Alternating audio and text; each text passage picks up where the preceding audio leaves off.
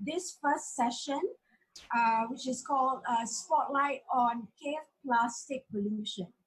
So just a little bit story or background on where this theme came about is through a short discussion, discovery, or stumble, should I call it, when into Robin Cuesta's Facebook, where he actually posted images of plastic being submerged in underground waters, which is in caves actually in Indonesia, Wakatobi, Indonesia.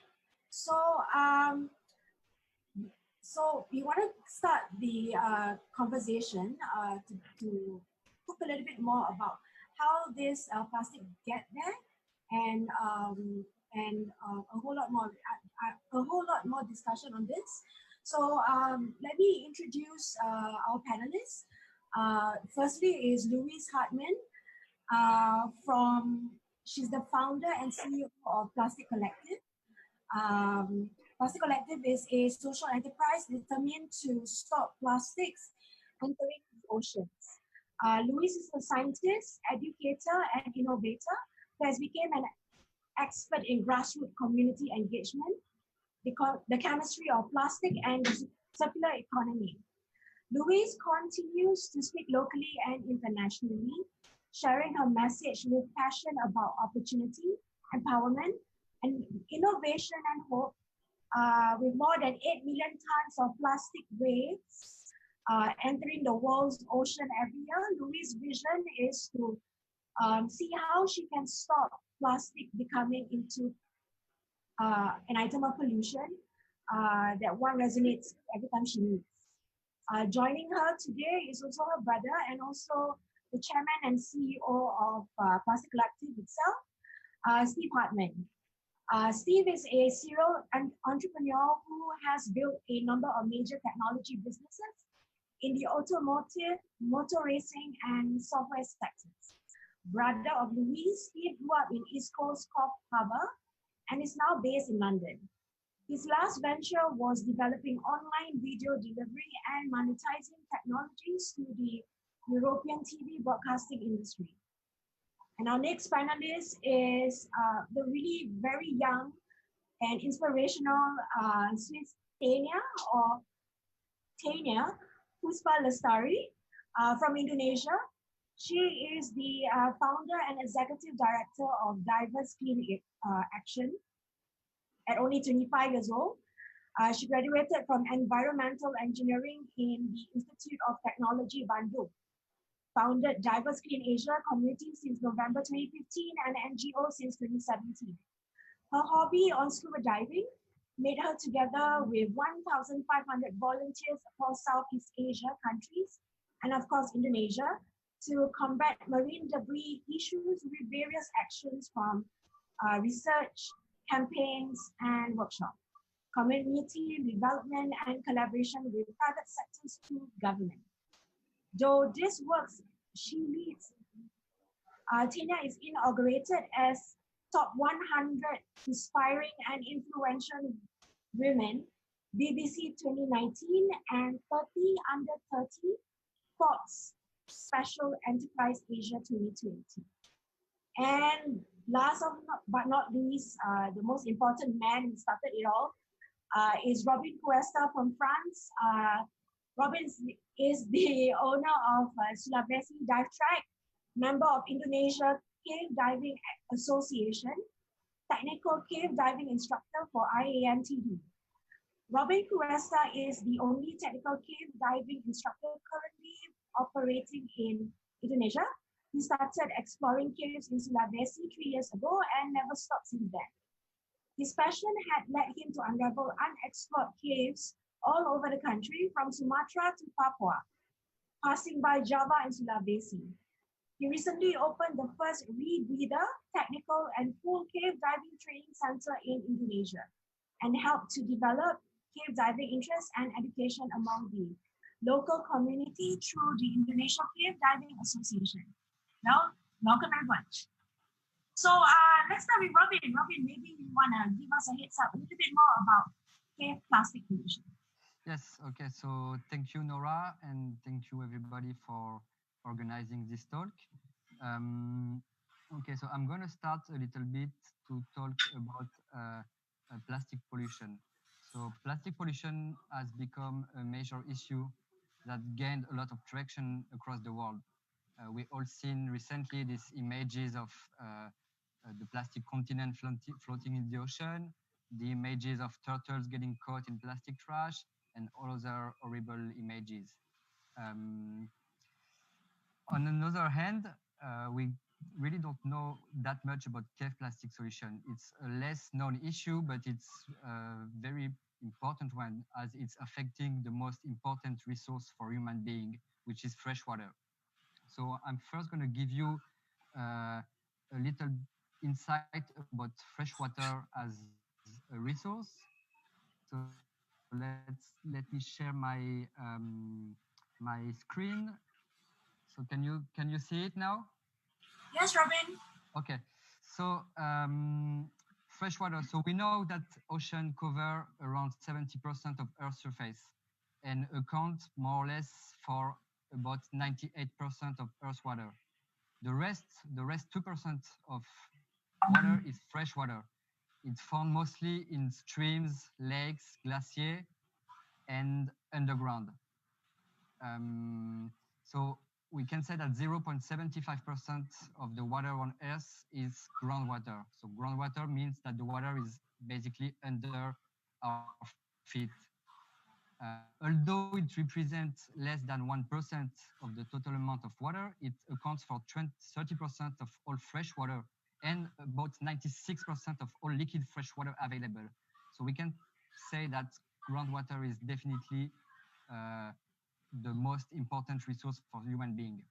In many regions across the world, we have access to fresh water across lake, across river, and that's where we mostly take our fresh water. Unfortunately, in some region, we don't have such access, and we entirely rely on groundwater. And even worse, some regions don't even have groundwater, and they have to basically import water from major global companies. So I'm going to show you a little bit about Indonesia, so you can understand exactly what we're talking about. So let me share that. Okay, so here is the map of Indonesia.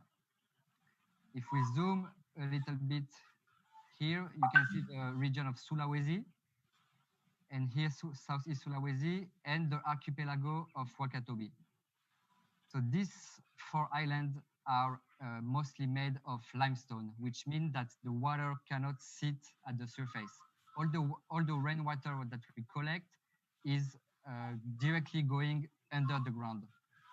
Uh, so when you look underground, you can see that the region is ridden with dozens of caves, and that's where people go to access fresh water. So some caves are just like a single uh, water point, while others are multiple opening to extensive network of caves that can stretch over several kilometers under the city. So if we have a look in the main island of Wakatobi. So I'm gonna zoom a little bit. So this is Wangi Wangi. You can see the main the main city of Wangi Wangi, and if I just click here, you can see all the cave on the map. So we can really see that the city is built around this freshwater point because this is the most important resource for human being, and you cannot settle anywhere if you don't have access to fresh water. Um, I began exploring this area in 2016, first like as a fun and leisure activity, and found quite a few amazing caves. So I'm going to show you a few pictures of what you can actually find underwater. So let me switch to the picture. So this is the inside of a cave. So you can see here like a picture that's been taken by Pete Mesley. Uh, You cannot really realize it, but this is an underwater picture. The water is so clear, it's so unpolluted that you can basically dive inside and actually drink it while you diving.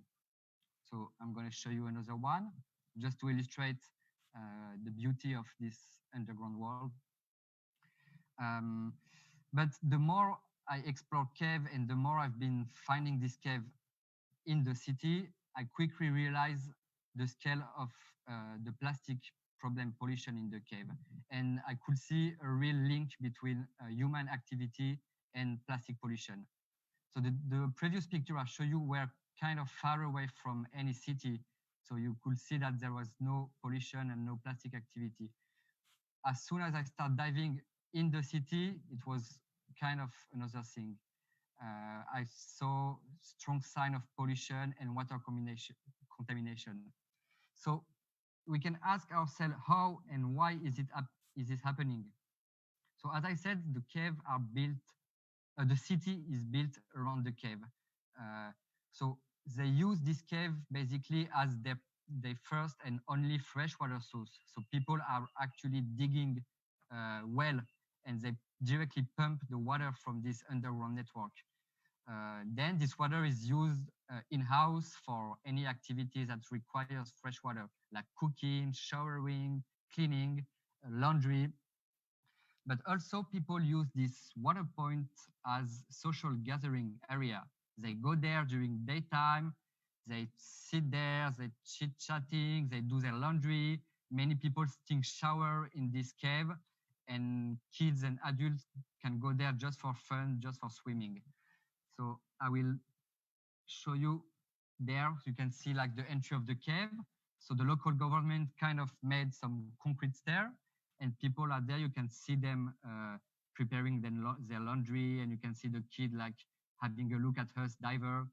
So it's a very, very nice place for them, and we can classify that as a social resource because there it's a place where people from all background and all social classes mingles and communicate.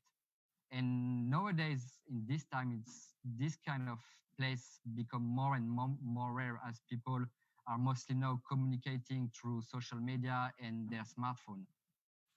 And finally, there's also a huge potential for tourism and diving, and this represents a big source of income for the community. And I will take the example of Mexico that now drains thousands and thousands of divers every year that want to discover this amazing place.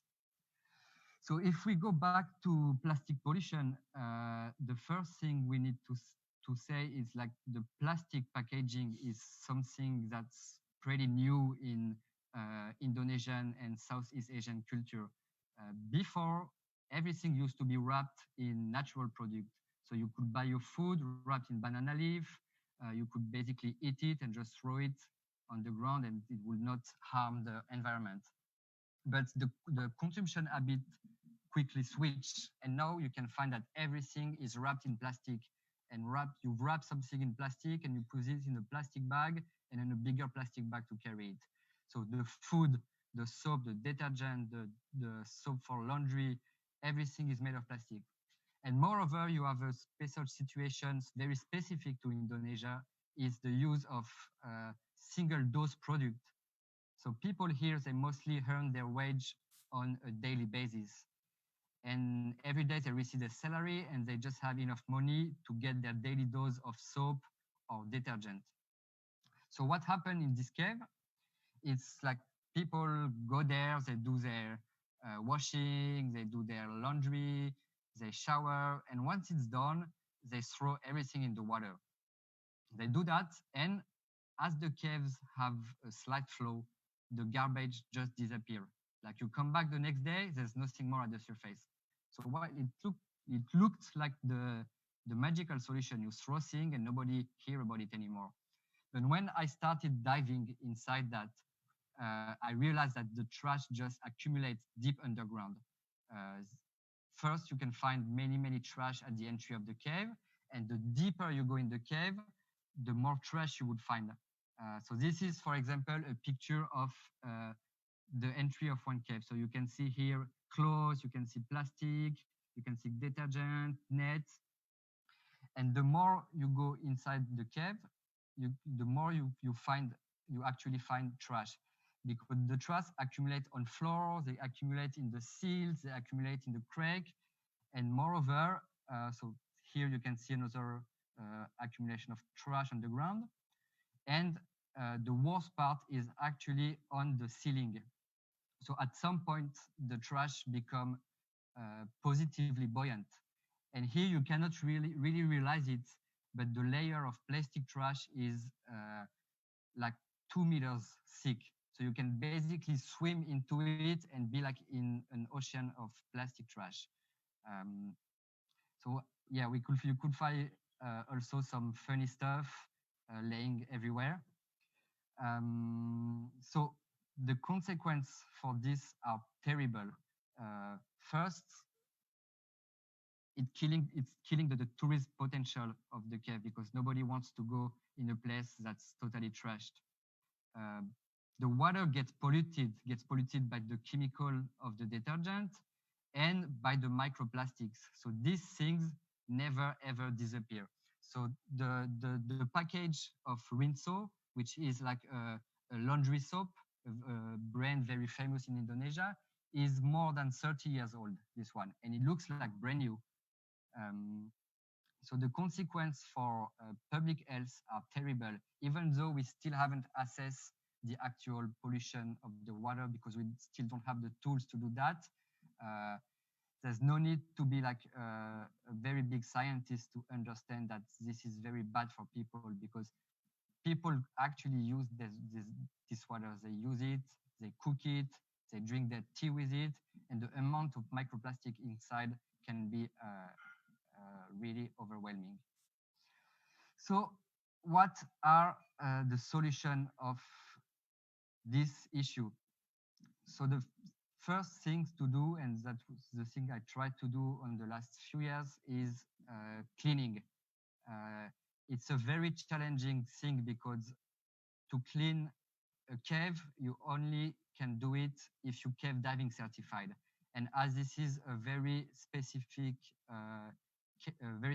diving activity, there's very few cave diver certified in Indonesia. So I could say that estimate is like less than 15 divers all over the country. So we lack people that have skill. It's very difficult to take off the trash outside from the cave. So you can basically take out no more than 20 kilograms per hour per divers. So here you can see one of my friend, an Indonesian cave diver, cleaning the cave, and you can see that when you start to pick the trash, the silt start to rise up and you lose all visibility. So this is quite challenging activity. So what I used to do there is on Sunday, go there, clean the inside of the cave, and basically ask the local community to help me get the trash out of the cave. So kids and young people always been willing to help us take the trash out, but unfortunately I cannot bring them underwater to help me pick up the trash. Then we have a problem of collecting and treating the plastic. Wakatobi is a very small island, and we don't really have plastic treatment facilities. And that's something probably Louise or Steve are going to talk about it. The solution to transform the plastic and treat it and basically turn this waste into a resource. And finally, the other solution to this problem, and that's more a long-term solution, is education. And education has to be made in relation with local government and with local community. You cannot just arrive there and tell people, oh, this is not good, please stop using this place for your laundry or your washing. They've been doing that for many years, and I emphasize the social role of this place. So you cannot just close them and say, oh yeah, just leave this place for diver and we will take care of it. So it's kind of difficult issue to resolve. Eventually, anyway, every initiative will have to come from the top. Indonesian society is well structured and the authority are recognized and respected. So we're trying as much as possible to have local leaders on board and try to move forward into a cleaner water. People understand the importance of having access to fresh and clean water. The only thing is now we have to raise awareness about the issue to any local government and representative and head of the village, Ministry of Environment, Ministry of Health, Ministry of Tourism. So things are slowly moving forward. There've been cave cleanup organized here in Wakatobi. Some of my friends in Bao, there's a local cave diver community in this neighbor island, have also worked a lot toward this goal. And I think that people now are ready to move forward. It's just that we need like basically support from big organizations to provide us a framework to help us fight this problem. So yeah, I truly hope that one day all the water we have will be clean and people will actually be able to use it in a safe way and enjoy it as a tourism place. So yeah, that's it for my small presentation about the problem. I just want to thanks the photographer, Chris Chalapermal and Pete Misley for letting me use the shot. And now, Nora, I give you the parole back. We cannot hear you. Thanks, Robin. Amazing pictures, and I'm pretty shocked to see a lot of plastic packaging. Basically, I think most of it are food packages as well. Tania, you have been doing a lot of what do you call this? Ocean cleanup as well all over Indonesia. So is this a normal sight or a normal experience that Robin is facing?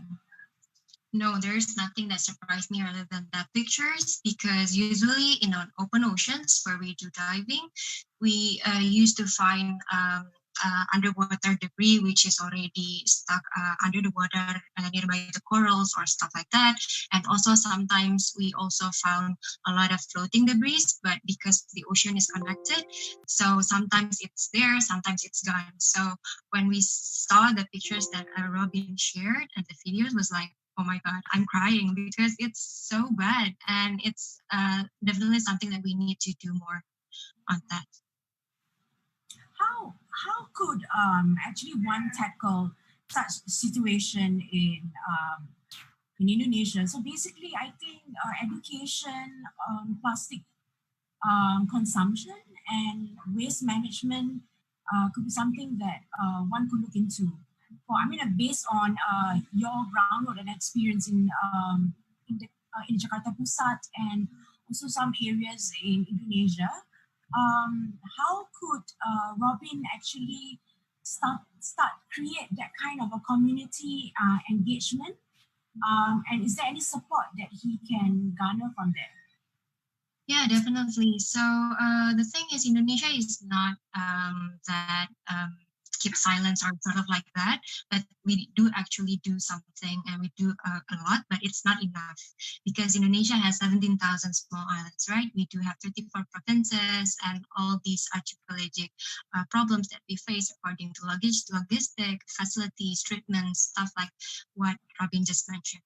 But Indonesia has this presidential decree where we try to combat marine debris issues until 2025, which is 5 years later from now, where we try to commit on reducing the amount of waste that leaks to the oceans.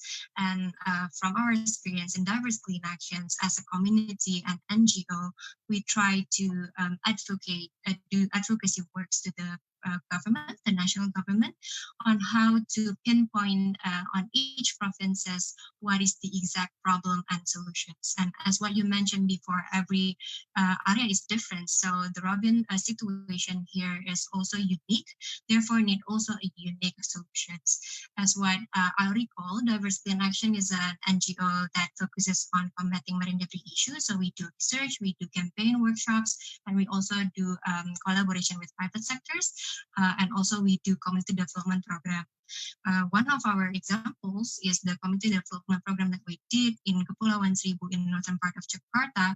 Is we tried to reduce the amount of single-use plastic sachets that we found, because the tourists and also the community that live there, they used to use shampoo sachet size, so it's a plastic packaging size that we found earlier, and we replaced it with a solutions of refillable bulk size. So now they can actually buy their soaps and detergents with a price that even cheaper than the sachets, so they are not going to produce any more sachets. Maybe that's one of the way, and also the collaboration with the government and community is really needed the most.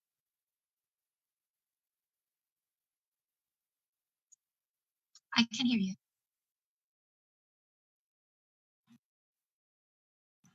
Stephen, Louise, what are your thoughts when you first saw these images and documentation that Robin has actually shared?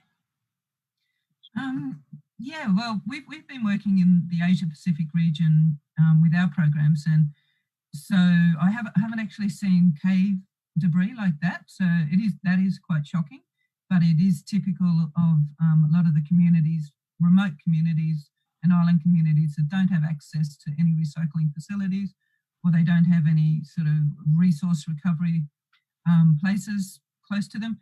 And the cost of transportation for these islands is the biggest killer, really. So it doesn't make it just not economically viable for them to take it anywhere. So the people on these islands are really trapped in a situation where there's not much they can do with the plastic. They can either burn it, or they dump it, or they bury it. And, you know, trying to keep their communities healthy and clean, often they do burn it or throw it in the water so it goes away from their families. You know, there is that health danger as well with plastics that, you know, has bacteria and disease forming host pathogens involved as well. So yeah, it's a very difficult situation in these communities. So I don't know. So Plastic Collective actually does a lot of initiative with communities in terms of education-wise, and also we're coming up different plastic innovative solutions to actually solve or help this community. For example, the shredder machine, or some other products that you may have. Perhaps you can share a little bit insights of what actually Plastic Collective is all about. Yes, for sure. I'd love to. I'll share a presentation with you, and it will show you some of these communities that we work in and what we actually do. And then I'll pass it over to Stephen to sort of show how the model works, how it's a viable model. So, okay, can you see that okay? Yeah, that's fine. Okay. Oh, sorry. There we go. Yeah, so I started this business after I saw a turtle die from eating soft plastics and a whole heap of plastics in seagrass. I was doing a marine turtle survey almost 25 years ago. So this sort of started me wanting to prevent plastics leaking into the ocean and actually affecting wildlife and habitats. So we started our business 4 years ago. And the purpose of our business is to create value out of the plastics for communities because of their remote locations, to create value so the plastic is no longer seen as waste and it all becomes pollution. So we focus very much on our programs, calling them resource recovery rather than waste management. So the Asia Pacific area is particular important to me in my heart as a zoologist, because it's got the greatest biodiversity in the world.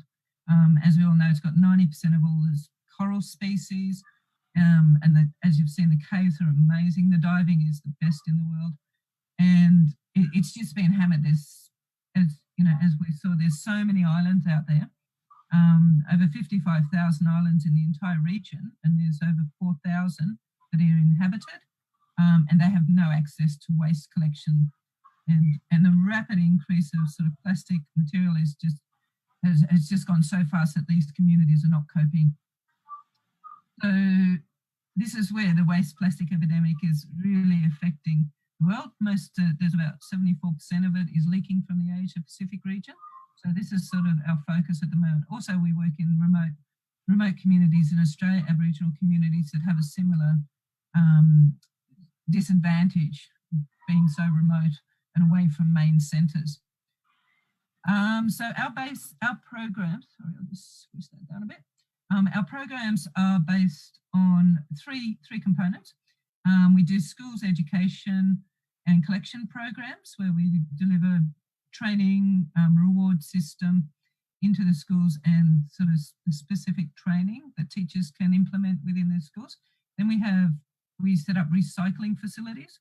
So this is hardware equipment and software equipment, as well as sort of the training that goes around it, machinery support and training.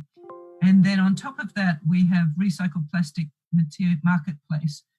I'll let Stephen talk about this because this is his field here.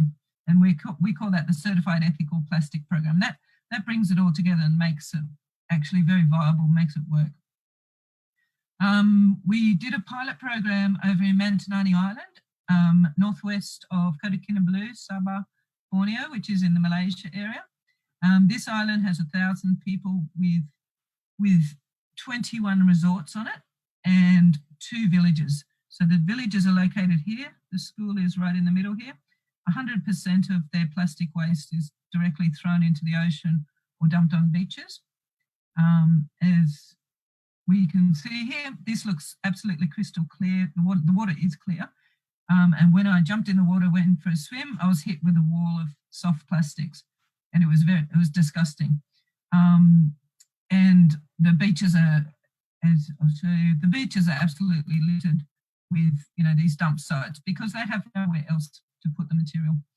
And the cows eat it. Nobody eats the cows, and it is a big problem. But incredible place, but very disadvantaged due to their isolation. The material that's thrown into the ocean washes back up onto the beach. And when we were there, we delivered our training program. I'll show you here, so I'll just move ahead. We delivered our training program. This is a group called Reef Check Malaysia. They do some fantastic work doing surveys on the coral reefs. They've set up a recycling centre over in Mantanani. And we delivered this training program. This is our shredder. It's a shredder extruder combination.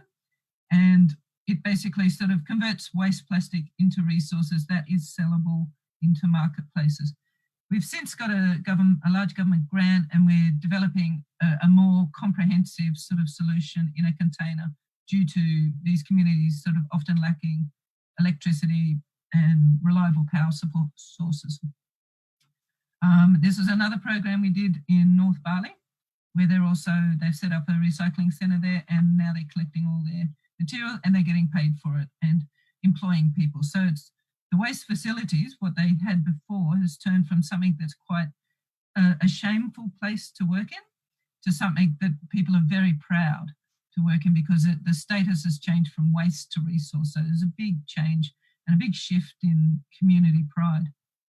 And they also know that they're doing good work for the community. So, that gives them a lot of good status in their community.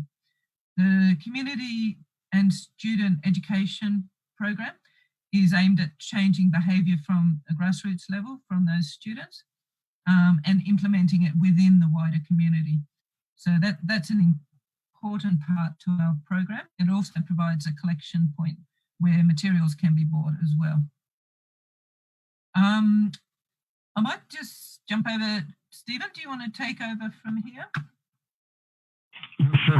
Sure. Yeah. So one of the challenges of getting these projects to successfully recycle plastic is creating a business model which is sustainable. And for it to be sustainable, it's got to be profitable at the end of the day so that, they can be certain that if they have to employ people, they can pay for them and, etc. And so we set up what we call certified ethical plastic marketplace to help the project sell the material that they were collecting and recycling. And this enables them to sell the recycled material to brands where we can charge a premium, because not only do we sell the plastic, the recycled plastic, but we also sell the story that's associated with it. You see all this beautiful imagery of, you know, the local people and the communities, and the, you know, the devastation before, and the, you know, the cleanliness afterwards. And you know, the brands will pay a lot of money for being associated with helping, you know, that style of community and project. So so this is an area that we've worked hard on, and it's critically important, because, you know, without the projects being able to sell the recycled material at a premium, they typically will lose money because of the remote nature, as Louise says. You know, trying to send recycled plastic to an urban area when you're in a remote location can be very expensive, and that often negates, you know, the chance for those projects to be profitable. So yeah, so this is a key part of the jigsaw. Back to you, Lou. Yeah. Okay. And so basically from this program, you know, they make a range of products. The shred can be sold into marketplace, like Stephen said. And yeah, actually, this is sort of a number of projects and the places that we're currently working with, and potential projects that we're looking at delivering. So I think that's it. Yeah, and so basically, yeah, like Stephen said, working with corporates, working with communities, and working with grassroots. Sorry, I'm just changing this from the grassroots to the top end, and, you know, very much a circular economy model, and delivering sort of solutions for communities. Thanks, Louise. Thanks, Lou. Thanks, Steve. Let's jump a quick one to Tanya. Tanya, you want to share with us a little bit more about your organization, and also some pictures that you want to share? I think we might have lost Tanya. Oh no, we've lost Tanya. Tanya?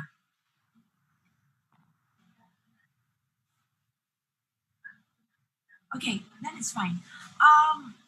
So while we wait for Tanya to come back in, maybe Robin, after seeing what Plastic Collective could do, how could that model be applied to what we want to start over in Wakatobi, in terms of education-wise, in terms of creating a sustainable solution, maybe in circular economy? What are your thoughts?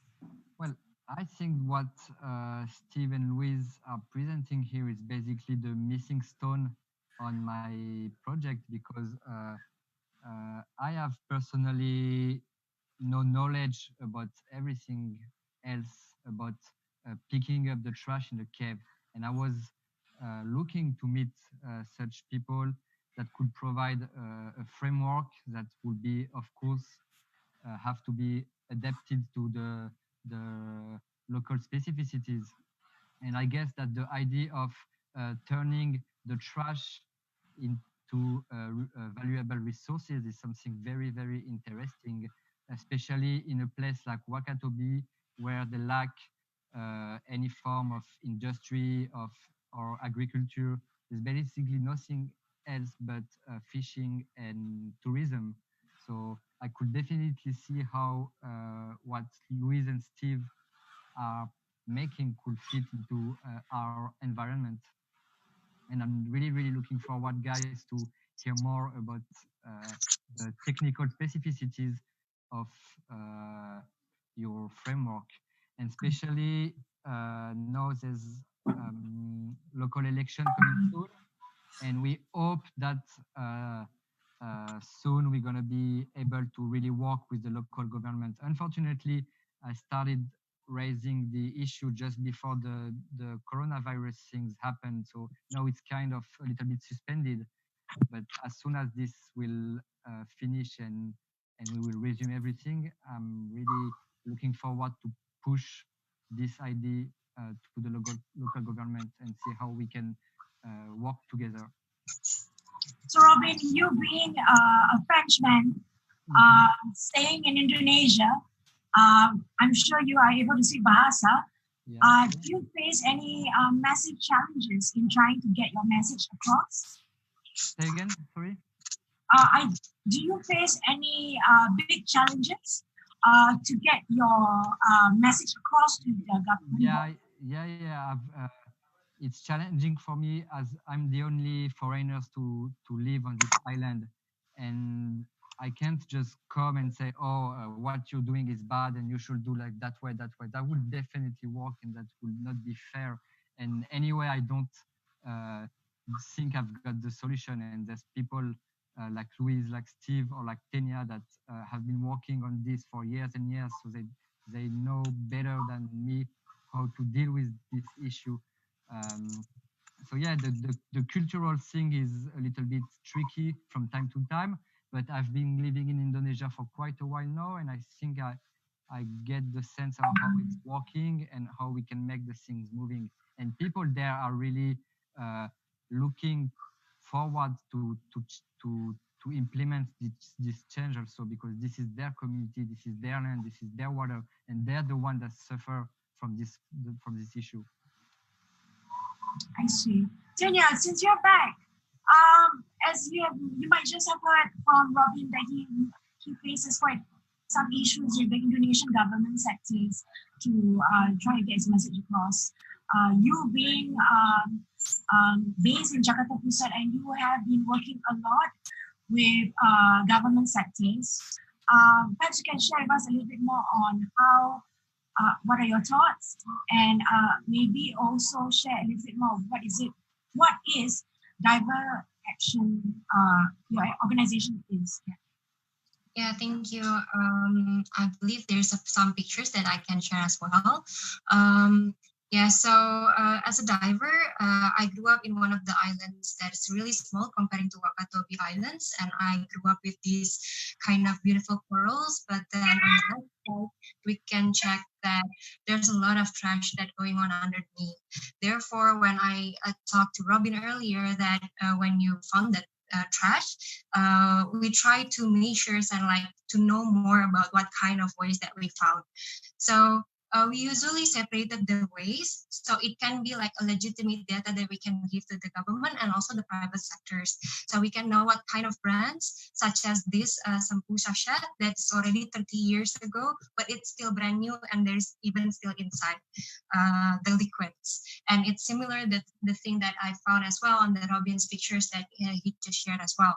And therefore, we try to do a mapping analysis in each island, like how is their waste produced, how much is it, and how can be recycled and managed by the government, how much is not, so we can know like what we can do afterwards and how it can be turned into like textiles, because we work together with private sectors to make the plastic into fashion item as well.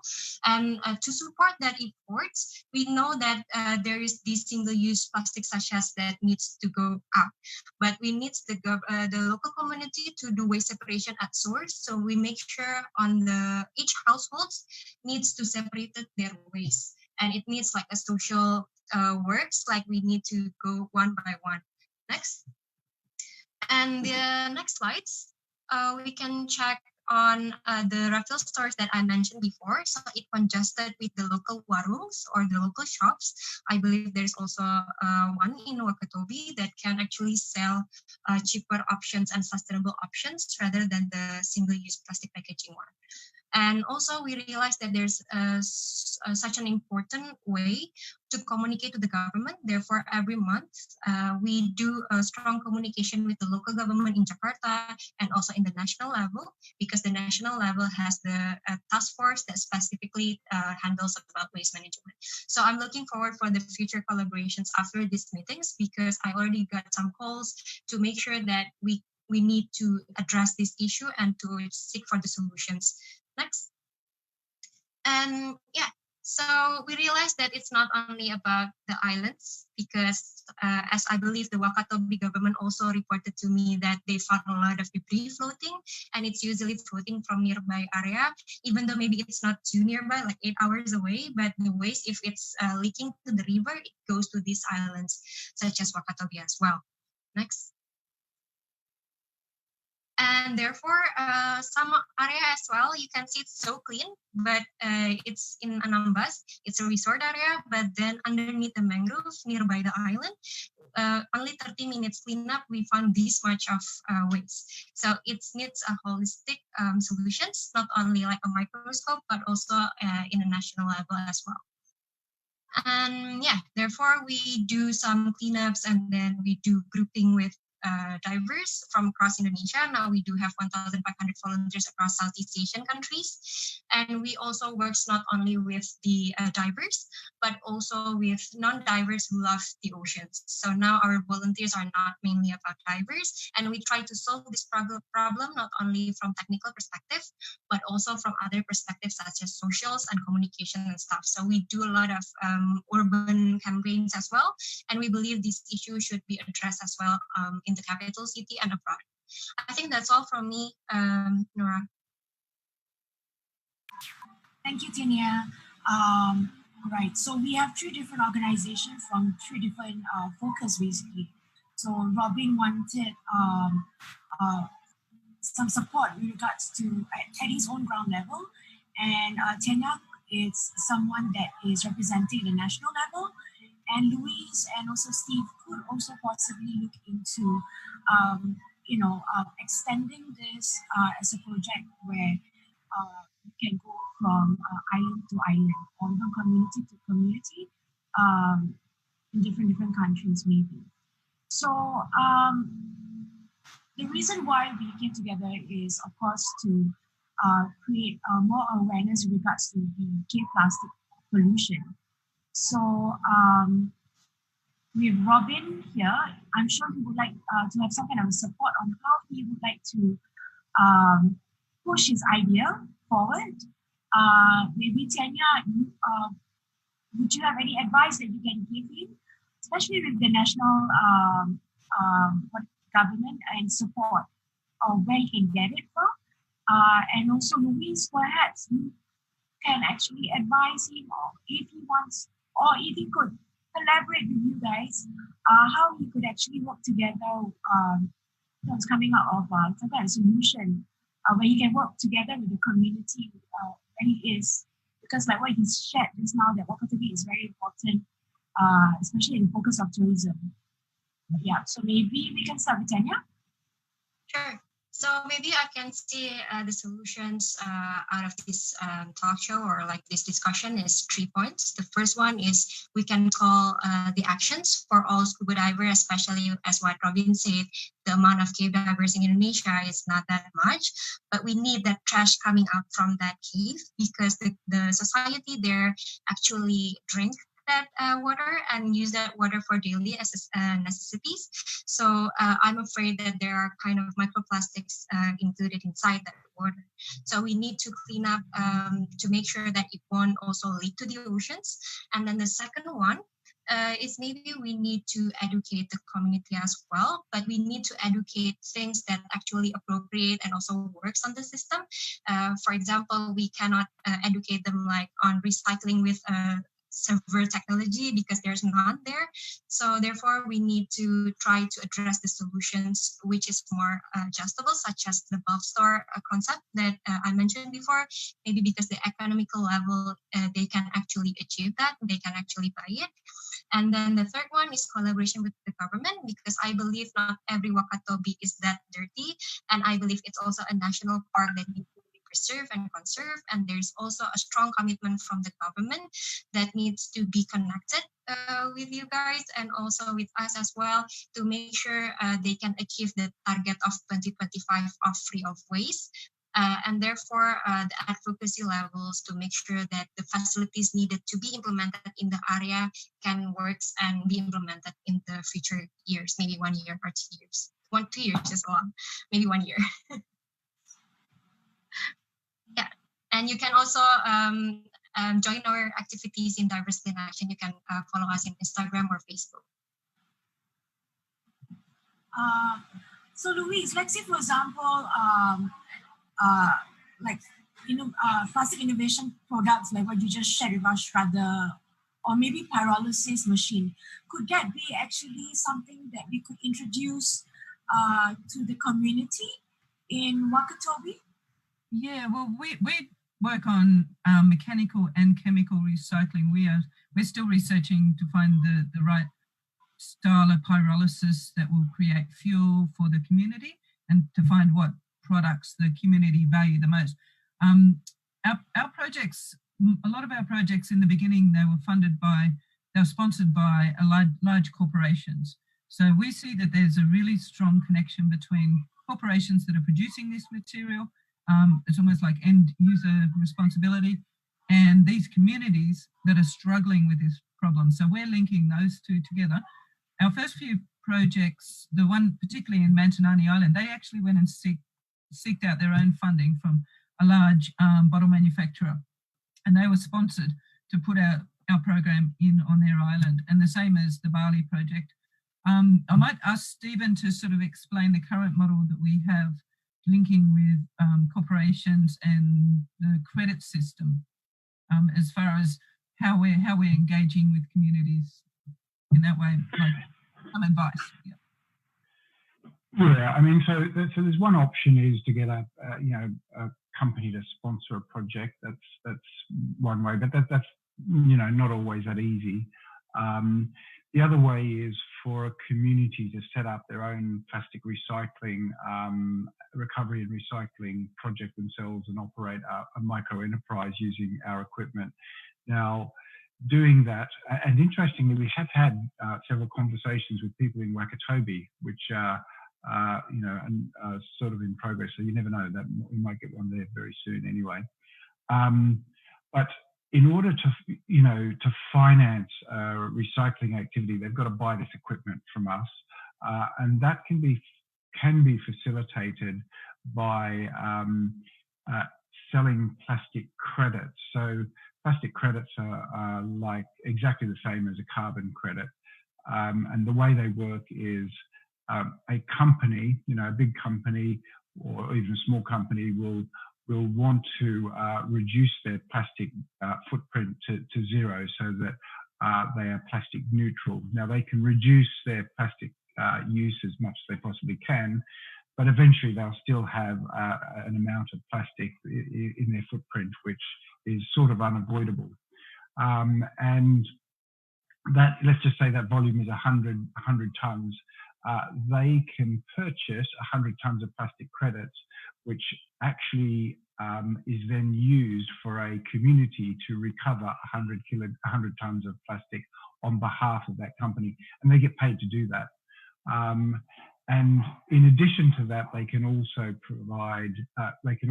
sell the actual recycled plastic. So they end up having two revenue streams for their recycling activity. And this is something that's becoming increasingly popular and in many ways can be transformative to the profitability of a resource recovery and recycling activity in a small and remote community. And so this is an area we're exploring more with our projects. So thank you, everybody. So I have left 2 minutes left. Robin, last question goes to you. Any questions you want to ask? Robin, you're on mute. Yeah, okay, sorry. So yeah, I just wanted to underline that local government of Wakatobi is actually doing a lot for plastic solution, both plastic problem and management. If you see the street of Wakatobi are pretty clean. The ocean is very clean if you compare to other parts of Indonesia. So they want to do it. They just need now the framework and the technicity. And I'm sure that both of your organization can provide that. So I'm really looking forward to work with you guys. And thank you, Nora and Adex, also for setting up this meeting, and hope it's the beginning of something bigger. So thank you, Robin. Thank you, Steve. Thank you, Louise. Thank you, Tanya, for your time today. I'm sure the discussion is going to go even beyond this dialogue exchange that we are having at the moment, because we had a little discussion slightly earlier. And I can say that we are all excited to actually start the ball rolling. We don't hear a lot about cave plastic as much, and this, I wouldn't say it's a sexy topic, but it's a topic that we need to focus on. So once again, thank you very much, and I hope to catch up with you again the next time around, maybe in the next session. Thank you. See you guys. Bye.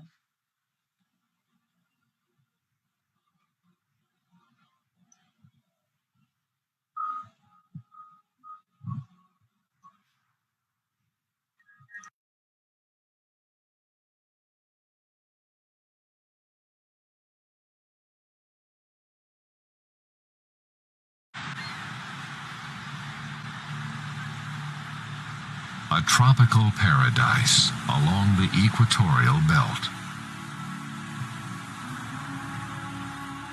comprising an astounding string of 17,000 plus islands,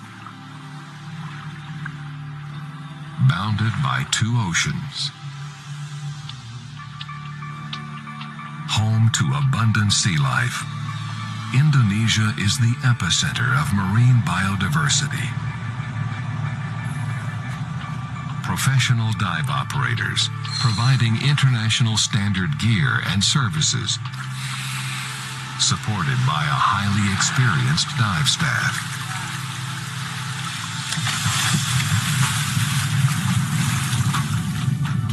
Endless underwater gems waiting to be discovered. Boasting hundreds of stunning dive sites, catering to divers of all levels. Dive breathtaking drop-offs and explore old shipwrecks and countless variety of macro life.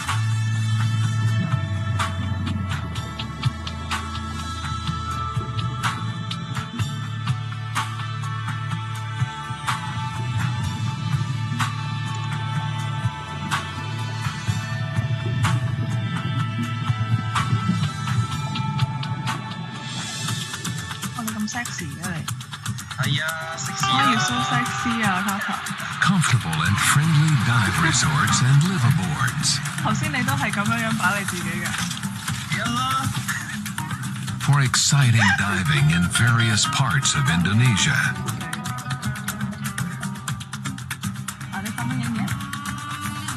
An underwater sanctuary for some of the most remarkable creatures.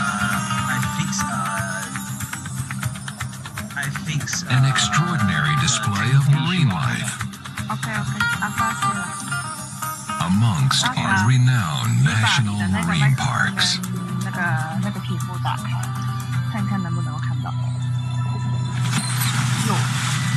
However, vast areas are yet to be explored by divers. The heart of the world's Coral Triangle Center. Home to over a quarter of the world's marine life.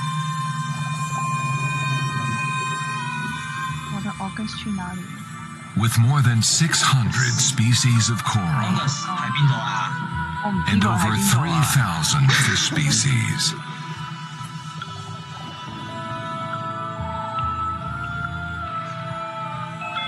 A spectacular aquatic biosphere. 他是我的 IT 部门的人，他当我 live 的时候，他就会做。Unlimited underwater adventure. Diving beyond imagination.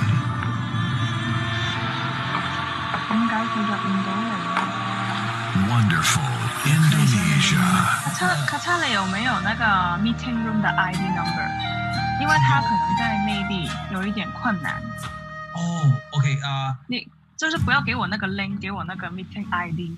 A united journey isn't just about miles traveled, 等你。 but milestones reached. 看那个 meeting ID， 我有 It 點。 turns 好 window 勁啊 seats ！Jasmine 覆咗我啦 breathtaking views. ，Jasmine 好似隻鬼咁樣聽緊我哋講 We're 嘢。 sharing smiles, experiences, and connections. Transcend language and 放 culture. 在那個 Zoom 的 chat link。 You realize you're not 去 traveling 看一 to 下 get Zoom 的 away, link。 but to get closer to yourself. Because it is travel that helps us discover that we are all more alike than we are different. And that this journey is just beginning. Sick.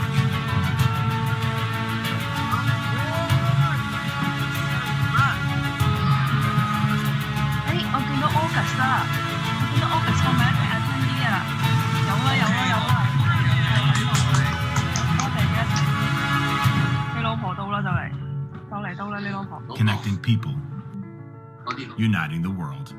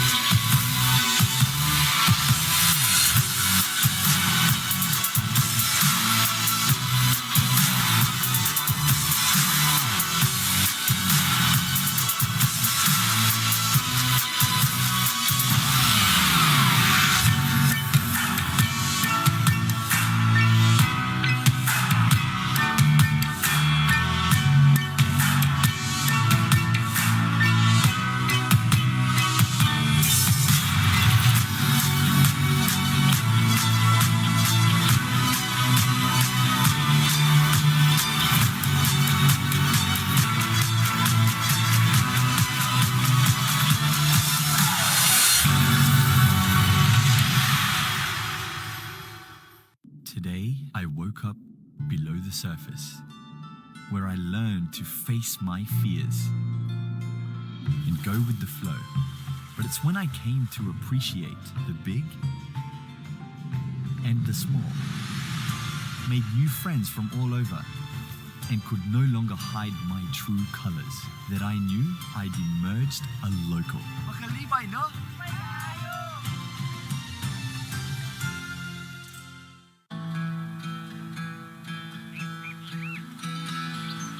Hello, my dear friends.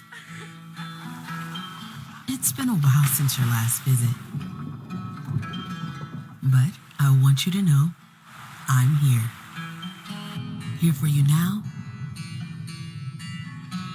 and in better days ahead.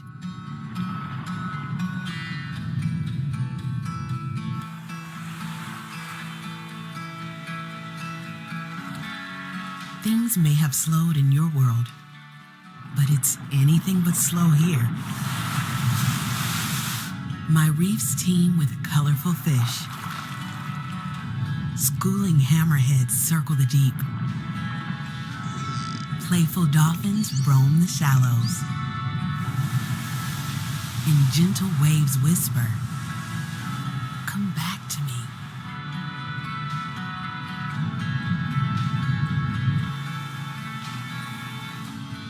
I know you're spending hours dreaming of my underwater forest, of my soaring eagle rays, of my wise giant leatherback turtles, of my playful and friendly lions, of the stars that shine below, and the serenading humpback singing. And just as you are resetting, so am I. everything is more vivid, more plentiful, brighter. I'll continue to surprise you more than ever before. We're always connecting, you and I. In me, you seek solace. And I promise to heal you and delight you.